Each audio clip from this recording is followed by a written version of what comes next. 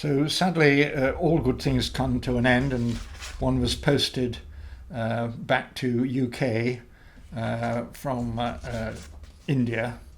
But my next posting was as chief flying instructor at Cranwell. So it was good to return to Cranwell.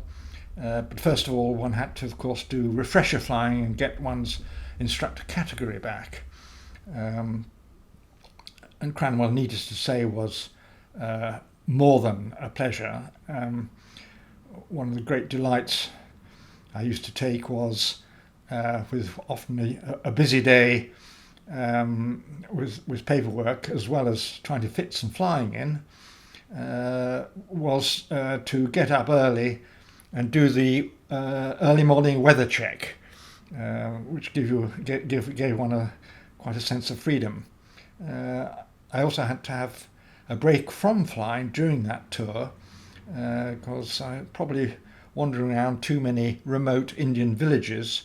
Went down with tuberculosis and therefore had to clearly couldn't fly during that time and during the appropriate medication. But ultimately got back onto flying, and I understand was the first person to, having clearly got one lung damaged from that medical problem, to actually get one's flying category back. Though some of that time, when one was, as it were, recouping, I couldn't fly solo, which in a sense was fine, because much of my job as CFI was checking out other QFIs within my staff and so on. Of course, it was very good to get back to flying as a captain again, though except for a very short period in hospital during the time of tuberculosis. I came back to flying, but was flying dual, which suited me very well in that senior position, because a lot of my flying would be in checking out other instructors to see if they were up to standard and doing supervisory checks. So one didn't stop flying except for, say, a relatively brief period when I was hospitalised. But it was good to get the full category back, and I suppose thinking back, one of the many things I enjoyed of that tour, and I thoroughly enjoyed the responsibility, but was leading Diamond Nines, being an old truckie, transport pilot. Leading larger formations was, initially a challenge, but very rewarding indeed. And one of those Diamond Nines was flown, there were a number of occasions. One was the change in station commander, and then another one was on the visit of the Sultan of Oman, Sultan Qaboos. But then I managed to pack in a lot of flying until I was eventually posted in March of '88. And for that tour, I subsequently was awarded the OBE, which I received at the Palace in 1989. And the great thing is one is allowed to take two guests, and my children, they were young adults, I flew them over from the United States, which is where they lived, and attended the ceremony as well. I then went on to Headquarters Support Command, as it was known then, previously Headquarters Training Command at Brampton, where I was the wing commander looking after basic flying training. In fact, basic flying training. Staff jobs as it were, but I also managed to, made it my job to get out and visit the flying stations, the training stations, Church Fenton, Linton on Ouse, Leeming. Partly one had to go anyhow to be part of a selection process of those students who were going to go on to either fast jet or helicopters or multi-engined. So it was nice again to get out, see what was going on the ground, not just sitting in one's ivory tower making policy and it all falling to pieces, as it were. So one liked to think that one did have up-to-date information, not only in what was going on the stations, but the approach and attitudes of certainly the executives on the station. Much to my great pleasure, I was posted overseas again, and this was to be defence attaché in the British Embassy in Algiers. But before that, both my wife and I had 6 months of language training, French, which was the working language in Algeria, although I had a touch by this time, a touch of Arabic, and of course old schoolboy French. Similarly with my wife, it was fascinating to develop that, so one could then work in that language.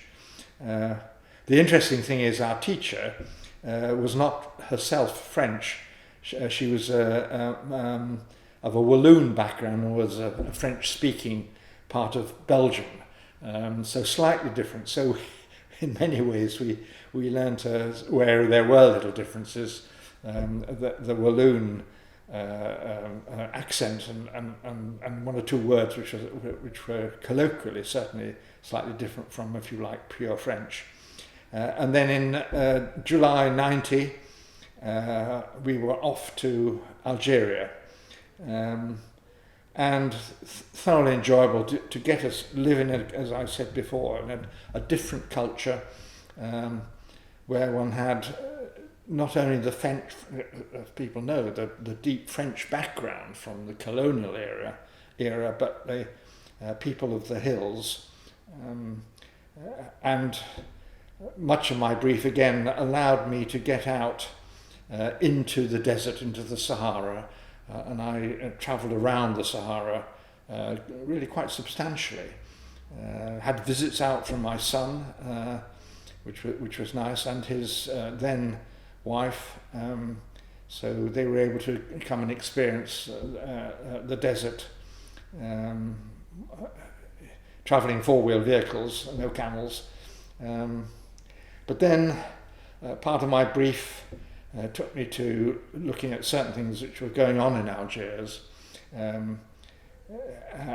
which ended up with one having to leave. One of the hazards, as it were, of attaché life, I suppose. But it was also a very sensitive time in Algiers itself, and there were the odd riot in the street, and yes, it was a particularly sensitive time in the internal politics of Algeria, and even to this, and we lived in the villa outside the embassy grounds, and for security, those who did live outside the embassy grounds moved into the embassy. Fortunately, the ambassador's residence was very substantial, so there were lots of little flatlets, if you like, which we and one or two others moved into, whilst there was general rumpuses going on in the streets outside. That was all arose with, if I recall, the what was the FLN, who the group in which fought for independence against the French many years beforehand, seemed to be rising again, certainly that sort of approach, and threatening the extant government, which was causing the sensitivities. So the country was fairly touchy at the time. Not only that, there was of course the first Gulf War, which again they were fairly sensitive about, particularly when it came to the Brits or the Americans. And I clearly was doing something which was quite sensitive, which ended up with me not being persona non grata, but the Algerian government inviting the British government to remove me.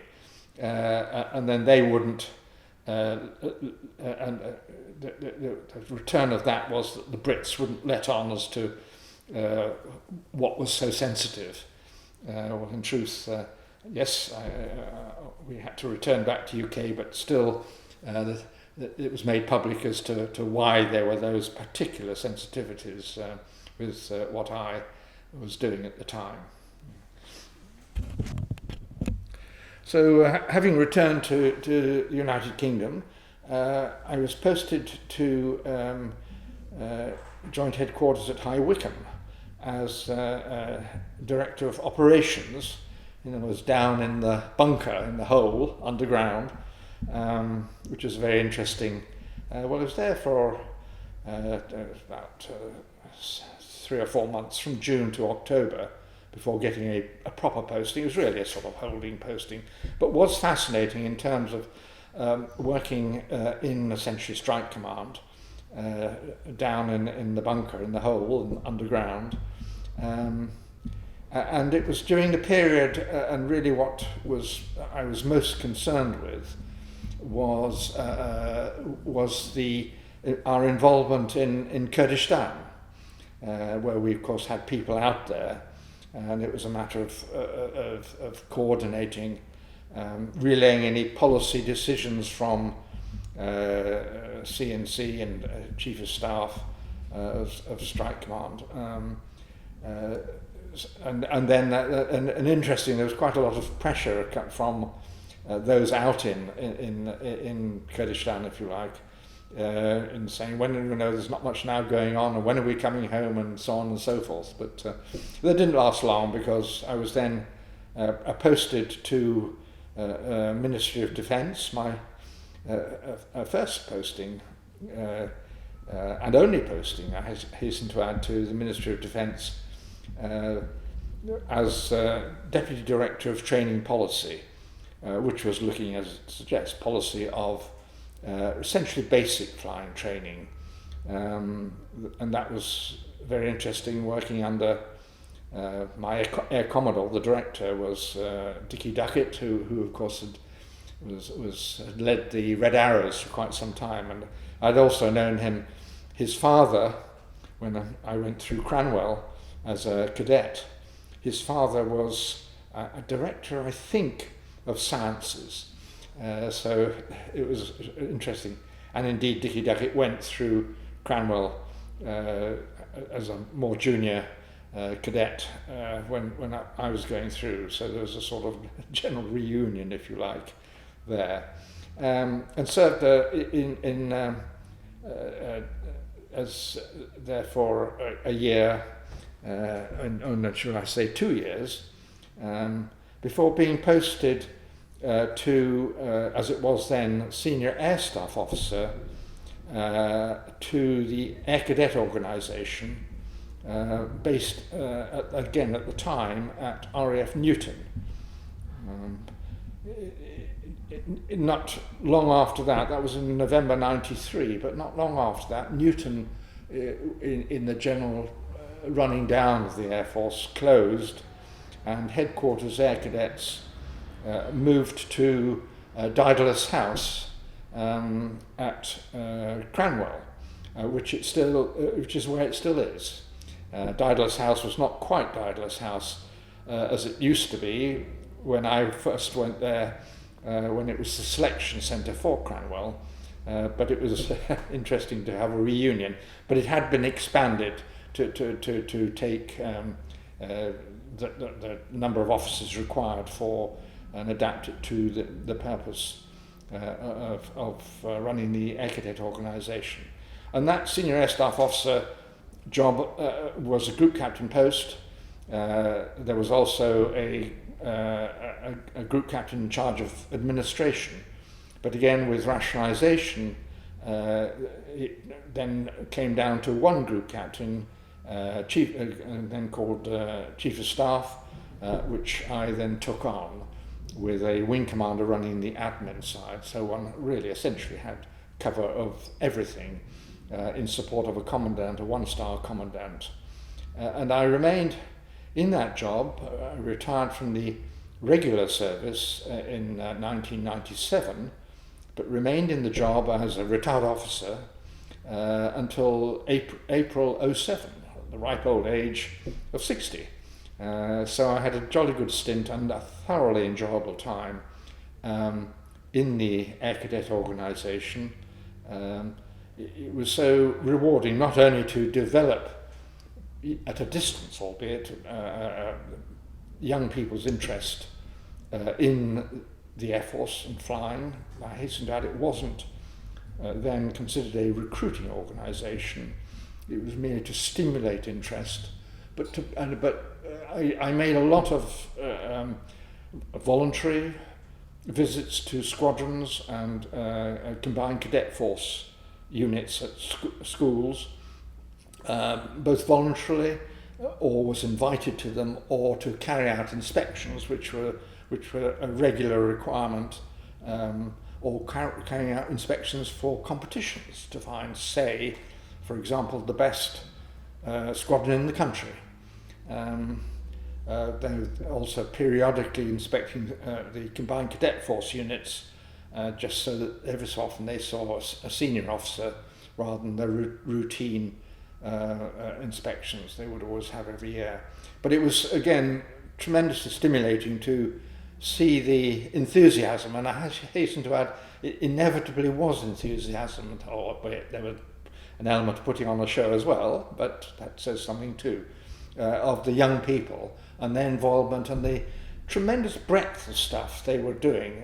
There were things, of course, which were in for, if you like, a syllabus in the widest sense of the word, but very often, the organisation depended on volunteers, and a lot of things they did reflected the particular enthusiasm of the CO or one or two of those volunteers, whether they be volunteers in uniform or be they volunteers, civilian volunteers, as civilian instructors as they were known. But there's no doubt in my mind that the cadet forces, and the same for the Navy and the Army cadet forces, gave young people, and still give young people, a tremendous basis for taking their lives forward, in whichever professional or trade route they go. But teaching in terms of leadership, in terms of organisation, in terms of teamwork, let alone introducing them to the skills of any particular, say, profession or trade. But when I did retire, that wasn't the end of my link with the Air Cadet organisation. As I said before, I have a great interest in expeditions, and I continued that in my retirement.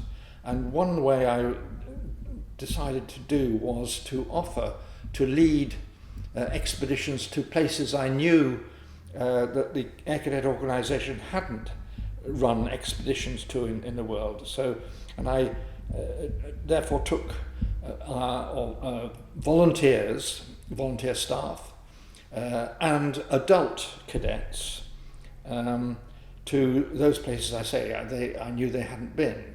For example, one did an expedition to Everest Base Camp, or to try and replicate the way the traders used to trade across what is known as the Thar Desert in Rajasthan in northwest India, taking village camels and travelling and navigating the way the traders used to travel across the Thar Desert from what is now India to what is now Pakistan before partition, or to a then very limitedly visited part of Nepal, called the Kingdom of Low, or Mustang, where when I took an expedition there, only 800 non-Lobars, the people of the Kingdom of Low are known, were allowed in a year for all sorts of various reasons. But it was thoroughly enjoyable introducing not only adult cadets but volunteers who were interested in expeditioning, in the hope that they would then subsequently put together, to give them the contacts in those countries, but also would put together eventually expeditions to those places for, as it were, purely cadets.